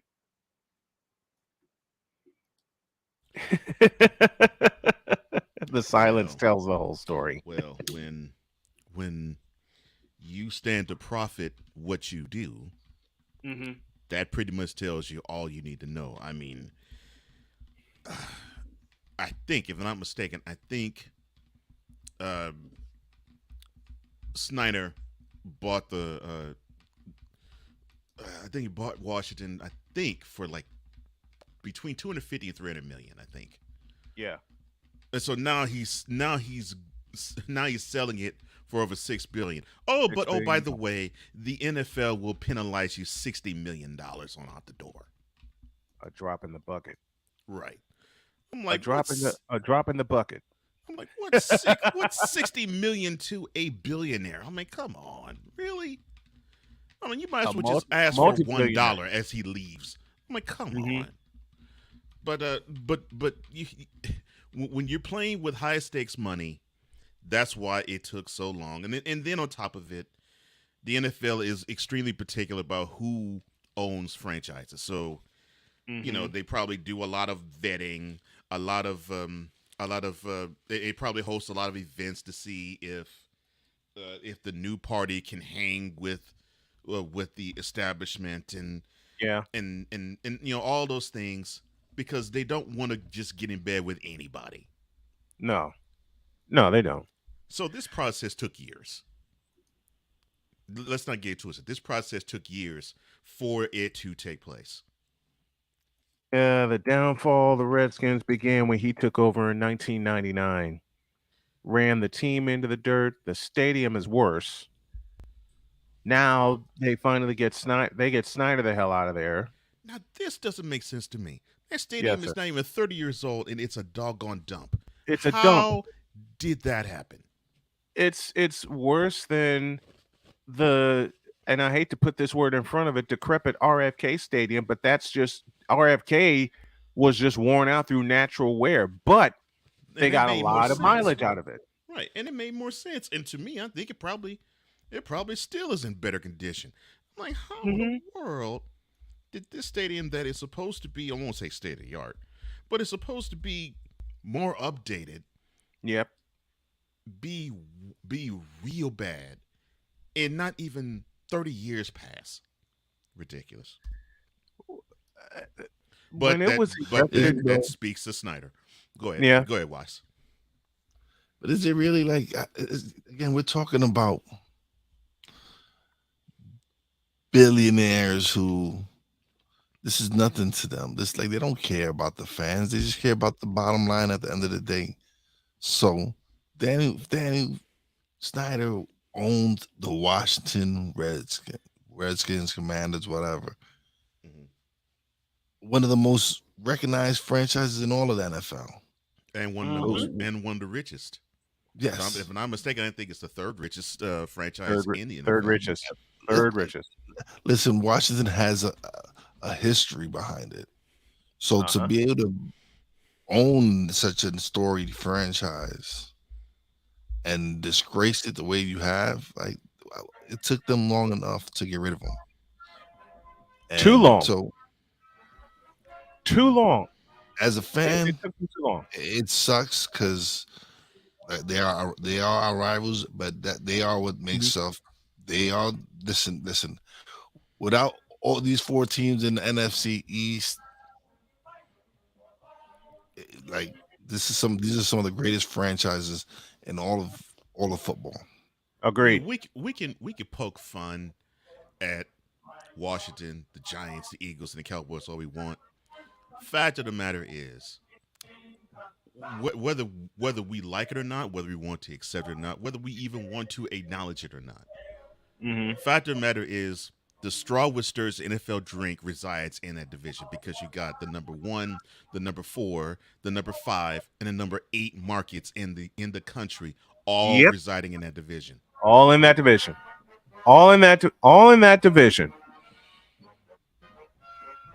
And it's great to see this sale finally happen, the end of the Snyder era. But I stick with the contention that it took too damn long.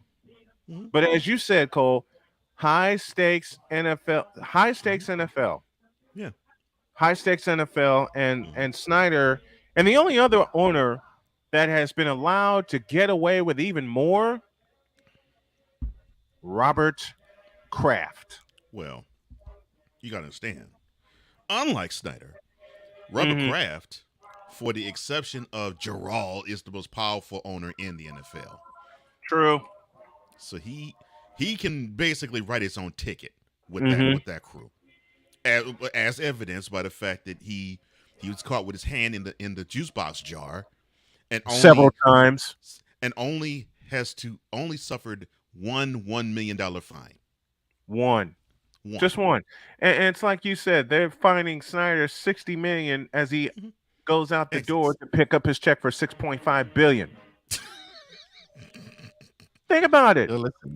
Think about it. You're on your way to I'm pick not up gonna a. cry for Daniel Snyder. Like, so what? 60 minutes. Why I'm why not would we gonna. cry for him? Why I would could- we cry for listen, Daniel I Snyder? think he should. I think he should forfeit all that money. The way he's treated the Washington Commanders. And put man. it. That ain't gonna happen. He should be penniless. Like, you should get your initial investment and go on and move on. And then whatever, the rest of that should be rewarded to the fans for having to deal with his ass for all these years. Look, in terms of morality, you got a really good point, sir. And Agreed. I agree. I really But think that unfortunately- I really think that Snyder should I be know. If walking in a out better world, it would penniless. happen that way. I know it would. Yeah, in a better world, it would have. In a better world wise, it would happen that way. Yes, but in harassing women and carrying a workplace that's as toxic as it's been in the last 30 years, he profits over $5 billion. $5 billion. And shout out to that snitch ass John Gruden for making this happen. 35 app. Only wise would come up with a parting shot like that. 36 now after the hour. Time to close this birthday show and this week with this.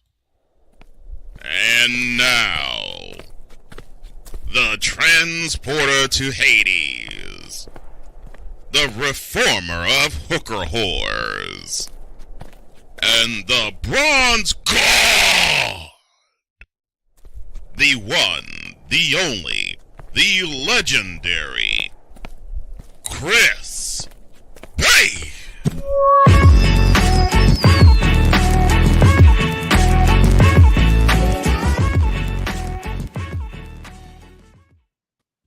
You cannot go wrong with that, and a very good boom shakalaka to the legendary Chris Bass. Good morning, my friend. Good morning. Good morning. Good morning to Rain Man. Good morning to the mad scientist. Good morning to Wise All. Good morning to all the boys and girls in the comment section, and a good morning, boom shakalaka to all. And a good morning to you too, Mr. Bass. Now I just got in. Obviously, now whose birthday is? I just caught that in the background. Rayman's. Oh, happy birthday, man! Look, Thank happy 9,000th birthday to you. I know you've been here longer than anybody else.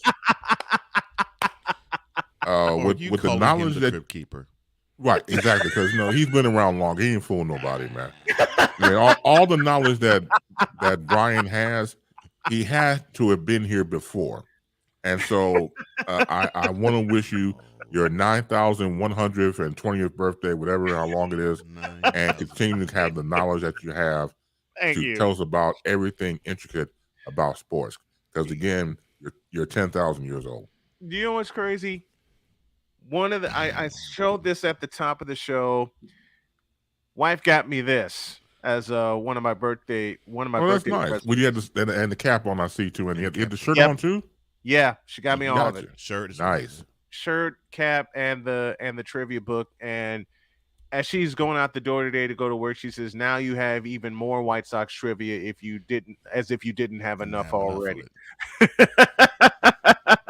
No, but see, knowing you, Brian, you probably take a look at the book and like, hey man, I wrote this book. I wish. I wrote this book. Listen, 82 they and left beyond, out a fact. hey, What's listen, wrong with wait a them? minute. Wait a minute. 82 and beyond, maybe, because 82 was my first White Sox game at Old Comiskey Park. But anything before that, no, I did not and could not have written that. He probably read one of those and be like, "Oh, I remember that day. The sun was shining. It was the dew percentage was at 35%." And I'd be like, "Man, I don't know how this brother be knowing all these stats." I know, right? It's the intricate crap. Crap that we don't talk about. I'm not saying that we take life for granted. This dude is like, back in 1985, September 18th, the Braves versus the Cubs. The Cubs were sitting there in the sun. They had suntan. There was a bird flying across the Wrigley Field. I hate Wrigley Field. I'm going to say it anyway. And then there was a Negro eating a rib tip down the street. So he has all this intricate stuff that makes no sense whatsoever. And the bad part is I can't stand Raggedy Field. I never was able to stomach or stand Raggedy Field and I've been in that joint twice. Once to watch a game and once to call a game. And no, twice to call a game. So 3 times. The first time I called a game at Raggedy Field, we were actually sitting behind the plate, which is fine. The second time I did it, which was 2007, yes, Shane, here comes the birthday roasting, and I'm up for it. The second time I called a game there was 2007. You know, they put us down the third baseline above the dugout and stretched a 100-foot extension cord to us instead of opening the booth. Oh, how nice of them. They stretched a 100-foot cord. Meanwhile, I've called 6 games at New Comiskey Park, and all 6 times we were either behind the plate or we were on the concourse where there's actual power and there's an actual shield in case of foul balls, where there's actual fans and there's actually a place where we can set up and still have a clear view of the park, a clear view of the field. I'll call a game there anytime.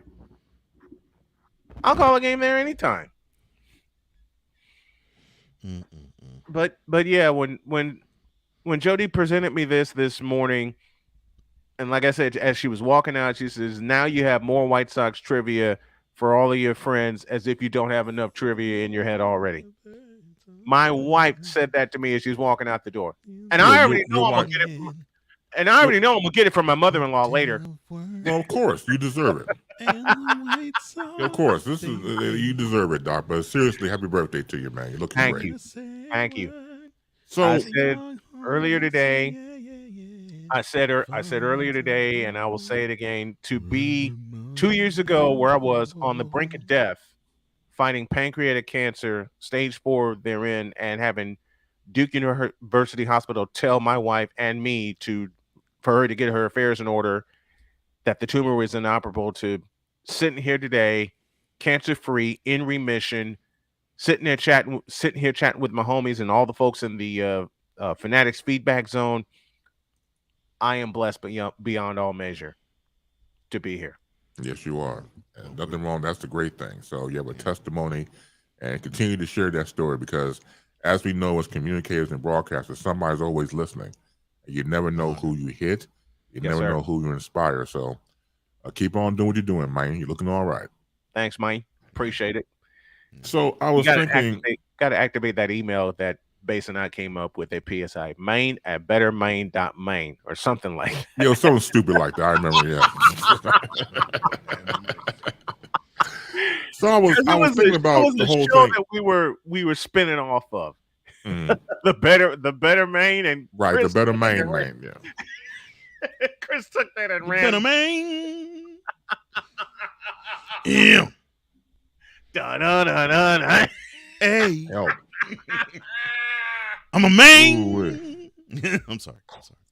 So I was thinking about this whole thing about Shannon Sharp being, in limbo right now.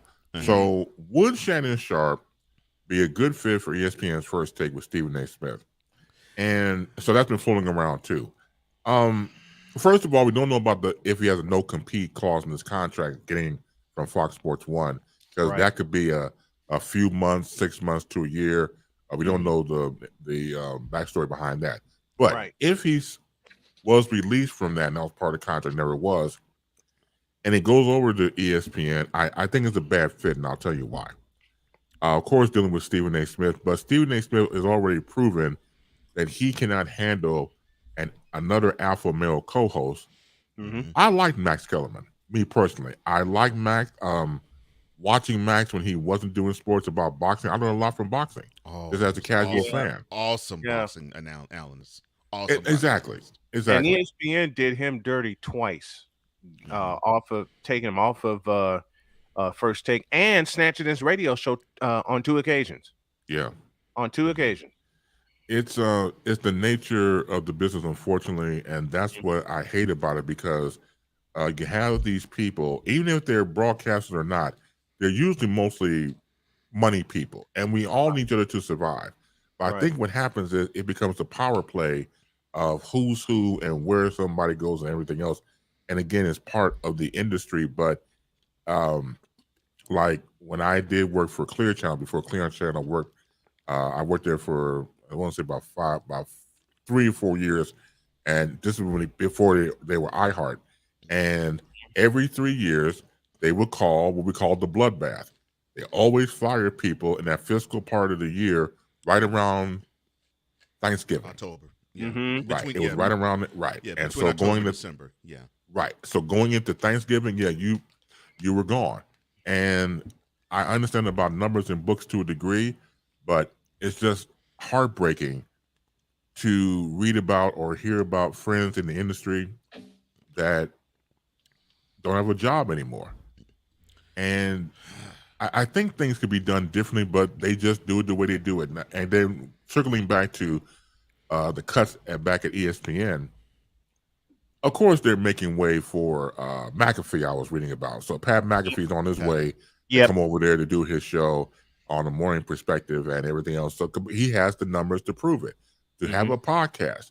Had it made numbers, dude, I ain't mad at him. So you do what you got to do to shift the money, to bring in new talent. And you talk about generational talent from sports perspective.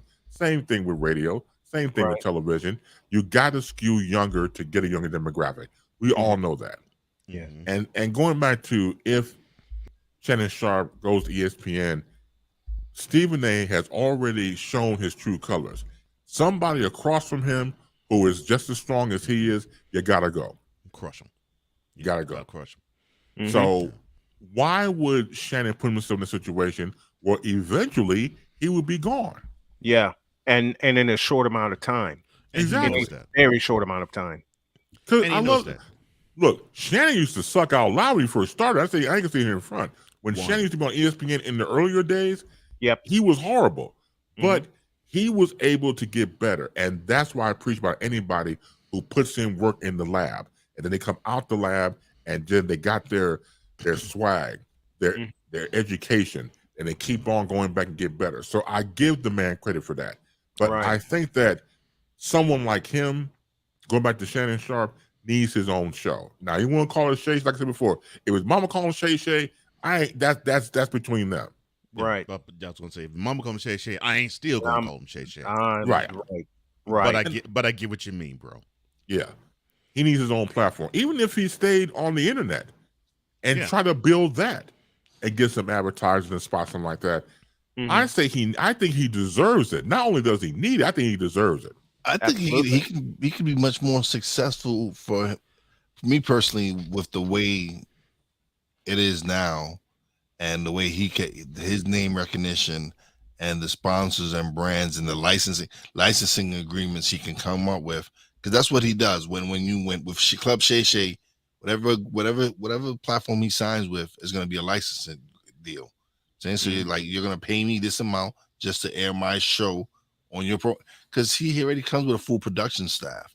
Like any of us here who do our shows and the network comes and approaches us, it's going to be a licensing deal because we already come with all our full production. Everyone here has their own studio at home, so we don't need your production services. All we need is your outlet and your platform to release our content. Yeah, a place to air. Yeah, that's all. Place to air. Absolutely. Exactly. But I am 100%. Go ahead. I'm sorry. Go ahead. No, you go ahead, please. I am 100% with you, man, in why I believe it is a no for Shannon Sharpe to actually pair up. I mean, going to ESPN is one thing, but pair up with Stephen A. Smith on First Take, yeah, I say that's a no to that because, and it's perfect how you said it. Stephen A. Smith basically is like Ludacris's Southern hospitality, because like you said, when it comes to strong egos that it's on par with him, he's gonna throw them bows. Yeah, and it's a mess waiting to. It's an explosion waiting to happen. And Cole, you said it just a few moments ago. 2 alpha males in front of the same camera, that doesn't work. He'll do it for 1 day. He'll do it for 1 day a week, and he'll make it entertaining. For example, Michael Irvin, of course, unfortunately for his unfortunate situation, thankfully he's proven innocent in it. But that's the prime example. He'll deal with it 1 day a week, but not 5 days. 5? No. Not Why, five, why not would 5 you? days a week. Why would you leave a situation where you already have one narcissist? Mhm. And that's And also join the another. To jump That's into all- another situation with that's all- someone who's you might consider a narcissist, and when he talks. and learn from the narcissist you left from. Yeah. Mm-hmm. Mm-hmm. Because we could say that yes, Stephen A. had his own career, which he does, but we did not know him television wise until he got affiliated with Skip Bayless. Yeah, we really did. Not even quite frankly, we didn't know who he was. And if I'm not mistaken, And- I think he was actually on the outs of ESPN. I think he got fired from ESPN, and Skip actually lobbied to bring him back. That's right. And three separate times, most recent being 2020 after the national championship. 3 separate times he's had the Stephen A. Smith show, locally based out of New York and nationally. And all 3 times it have failed. All 3 times it's failed. So they yeah, even we tried def- it. They even tried him at night on And we- 1050 in New And York. So yeah, we definitely agree with you, man. Shannon should steer clear from Stephen A. Smith being on Mhm. First Take in any capacity, full 5 days a week, or even in rotational basis. As a guest, yes, but no, Not 5 days a week.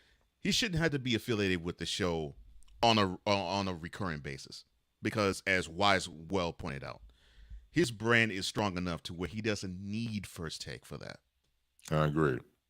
And that's believing in self and believing in the brand you created. How you go forward and where you go forward is entirely up to him. So I was thinking, if I was advising him, bruh, let's make this happen. Let's continue the brand and make it stronger and make you the lone wolf and go from there. I think one of the best interviews he ever did, meaning Shannon, was when he met up with Deion Sanders. And Deion Sanders was in Colorado with and this was great about the interview was like Deion Sanders was, because he had some toes removed. Yeah. Because of his diabetes and everything else. And that's the first time I've ever seen anybody show their feet from that perspective. And again, we can learn from each other. And so just the fact that he was that open, going back to Deion, to be with his bro, to be with him, and to have the interview while he's doing this, rub down and everything else, I think was poignant. I think it was great television or great video, whatever you want to call it. And you learn something from that. And go ahead. Wise, when we did Mentality, which interview of Shannon Sharp did I mention that The made Deion you say, interview. you know what, I actually have to give this guy props. He studied his craft. You said that was one of his best interviews, was the Deion. And it was one of his He best got interviews. Deion to open up about his whole Yes. situation with the blood clots and all that, and having a problem having his toes amputated. It was No, awesome. you've said that was one of your favorite episodes of his show. Yes, it is. Because of everything you said, Base. I mean, I saw him. He looked like he studied the subject, even though he has intense personal knowledge of Deion. It looked like he took it seriously, and he studied up on Deion, asked him really sensible questions all throughout the program, and was affable enough to not only allow Deion the full room to answer whatever questions that was given him, but to have a comfortable atmosphere to where you almost are thinking, am I watching an interview or am I watching a conversation? And when you can actually say that about an interview platform, that is when you have to give props to the interviewer. And I said, wow. I was like, Shannon, he has been on his doggone grind. Yeah, he has. Oh my It God. was a so fantastic interview. Yes. It was Yes. it was a teachable moment. And also what I loved about the interview was the following. You can only crack on your boys. If your boys, if you like this, like your 8 Boom Coons, you go back and forth. When Shannon Sharp said you got 8 toes down, I was out of there. I was out of there. And that was at the beginning of the show. Yes. Yes. Right. That was at the beginning of the show. Yes. But see, that broke all the ice. And whether Shannon did it intentionally or not, as a viewer, you're in shock. Because once you don't see it, unless you don't see it, you don't see stuff like that on video or on the internet. But to break the ice off the bat, which is a sign again of a great interviewer, then you go into the conversation itself. I just thought it was sheer brilliance. And that was just Yes. You can only do that if you're homies. Only. Yeah. Because other than that, you get your ass kicked and handed to you. So And deservedly several so. times over. And deservedly so, you deserve it. Several times over. You mentioned something, Chris, about icebreakers and how you start an interview with an icebreaker. I had Robert Ford on my program a couple of years ago. Of course, the voice of the world champion Astros. And I was thinking, how can I break the ice with him? Because when I reached out to him on LinkedIn, he was all in. He was like, sure, I'll come on. But my brain's already turning. I'm like, how can I break the ice with him? Well, I just happened to find the call of a walk-off home run, and I used it to break the ice. He's already giggling because he remembers the call, and that's where we launched. And I had set that. He asked me how long, and I said about 15 minutes. Now, about 25 minutes later, we're finally wrapping up the recording. But that's how it's like you said, Bass. That's how you break the ice. You got to find something where you can not only break the ice, but make your guests feel so comfortable that they want to come on with you. And the things that I do when I interview, and I've had the pleasure on my platform to interview Brian and Wise, is always try, especially if you're homies, I always try to find continuous ways all throughout the show to break that ice. And it doesn't have to be a crack. It doesn't have to be a dig, and you don't have to be petty. Like for example, I'm boys with on BS3 Network. I'm boys with the COO, King Dawk, Ivan Dawkins. Yep. When I interviewed him, all I did was at each time I would introduce the segment, I would throw nicknames of his. By the time I got to the third one, he was like, "Oh man, you really did some studying, man." It's like, yeah, I did. Hey, I got the same compliment from Robert when I interviewed him. I got the same from Glenn Parker, who of course played with the Buffalo Bills. When I interviewed him, Jeff Joniak, longtime voice of the Bears. And thank you to A Pizzle for this super chat. He says, "Happy birthday, Snowman." Thank you, A Pizzle. And let me thank all the fans that helped get this channel monetized. I really, really appreciate everyone, just like I appreciate the guys here. But as Bass was shocked way back when I spat out Kurt Warner's Super Bowl stats when we playfully argued about why you bring that up? We were having a good show. We were. And you're gonna bring up that again. That moment is now immortalized in this program. No, it's like, I don't know how old your audience is, but there's a bit in the Three Stooges. Slowly I turn. Oh my step by step, inch by inch. By inch. So when the Rain Man brings that back up again, I get hairs in the back of my head. You get that. Only a couple because I'm bald headed now. I only have 2 hairs on the back of my skull that stand up on edge when he brings it back up again. At least you have 2. I only have 1. At least you got man, this ain't no competition. I know. There ain't no competition. Come on, man. You take your 1, then we got 3 together. So come on, doctor. There you go. The 2 hairs on the back of your head. Really 2. I was rummaging. I'm sorry, the Kurt Warner crap. Please continue. The Kurt Warner crap. I can't now because you. No. Go ahead. No. Birthday boy. Negro be lying, man. Negro be lying, man. Yeah, it is now forever immortalized. That is forever immortalized. Yeah, I have this new partner I work with. Yeah. Negro be lying. Just play it, Cole. Just play it, please. Just play it. He was. Cause we take this job so serious. Man, I went home that day and talked to my wife Vicky, and Vicky was like, "What's wrong with you? You pissed off?" Yeah, I got this partner I'm working with back in the radio station. The Negro be lying. What in the all types of blue hell? Yes, it's Snowman in the Morning with Cole Johnson.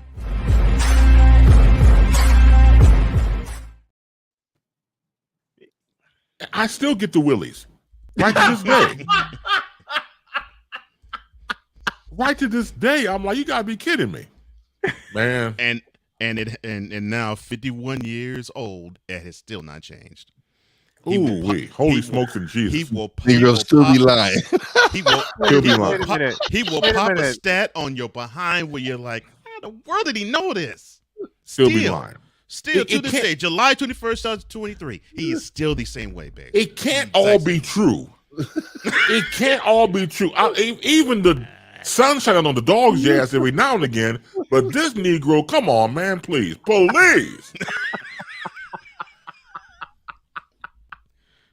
It just can't be right all the time. It's humanly impossible. It is. That's why I said Brian's not from here. I keep telling y'all.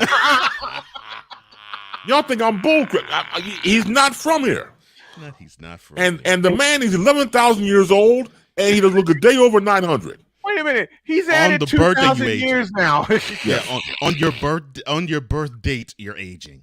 On my birth date, I'm aging. That's right. That's the legendary Chris Bass roasting me on my birthday. Well deserved, man. I love this brother so much, and I love when you come on. Yeah, how many? Awesome, look, it's everything that you bring to the show, and I knew you would add a lot to the program of coming on every Friday to wrap up the week. I thank you. We thank you. We love you. Thanks a lot, man. We'll talk to you next week. Well, again, as always, happy to come here to be myself again. Thank you all. I love you more. And ain't a damn thing you can do about it. Happy birthday, Brian. Real talk. And enjoy yourselves. Have a fantastic weekend to all. Have happy weekend and do something nice for somebody. Thank you. Thank you very much, Bass. And tune into Baseline later on today, 5 p.m. Eastern, 4 p.m. Central, 2 p.m. on the Pacific time zone on ChrisBass.79 on Facebook. You can find that, and you are going to be enthralled, entertained, and you will laugh your butt off for 2 hours solid. Yes. And sometime like here, we might be embalmed. So take care. Yeah. Thank you, Chris. All right. Thank you. Thank you, brother. Thank you. And now, the transporter to Hades, the reformer of hooker whores, and the bronze god, the one, the only, the legendary Chris Bay.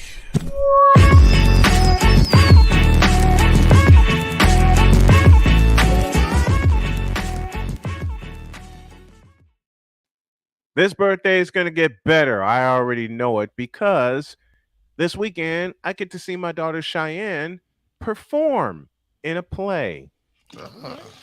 I get to see her perform. Break your leg, Cheyenne. Watch your thespian daughter do her thing. Yeah. Oh, hell yeah. Oh, hell yeah. And I'm probably going to be the loudest person in that joint because I am a proud papa. We got to go. Have a great day. God bless. Remember to make your next move your best move. And always remember, if your dreams don't scare you, then you'll be taking.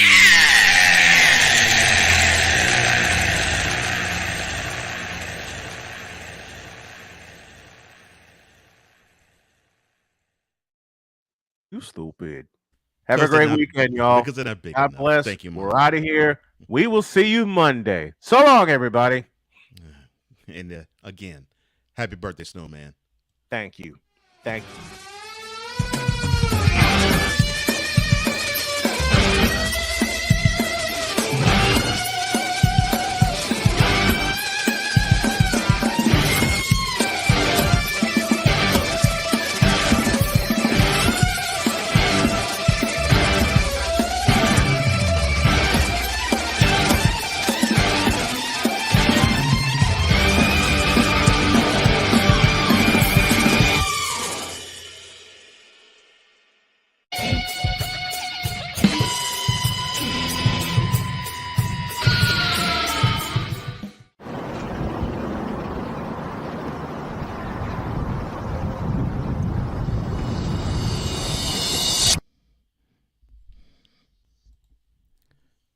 Yes, LeBron, it is you. It is you. It's always been you, and it will always will be you. You're a failure.